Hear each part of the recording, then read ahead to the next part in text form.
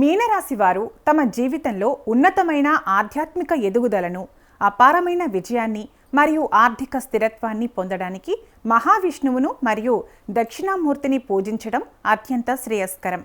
మీనరాశికి అధిపతి నవగ్రహాలలో జ్ఞానానికి, శుభత్వానికి కారకుడైన బృహస్పతి. గురుగ్రహ అనుగ్రహం కోసం ప్రతి గురువారం విష్ణు సహస్రనామ పారాయణ చేయడం లేదా ఓం నమో నారాయణాయ అనే మంత్రాన్ని జపించటం వల్ల జాతకంలోని దోషాలన్నీ తొలగిపోయి సమాజంలో మంచి గౌరవ మర్యాదలు లభిస్తాయి. దీంతోపాటు జ్ఞాన స్వరూపుడైన శ్రీ దక్షిణామూర్తిని లేదా శివుడిని ఆరాధించటం వల్ల మీనరాశి వారికి మానసిక ప్రశాంతత, సరైన నిర్ణయాలు తీసుకునే బుద్ధి, బలం చేకూరుతాయి.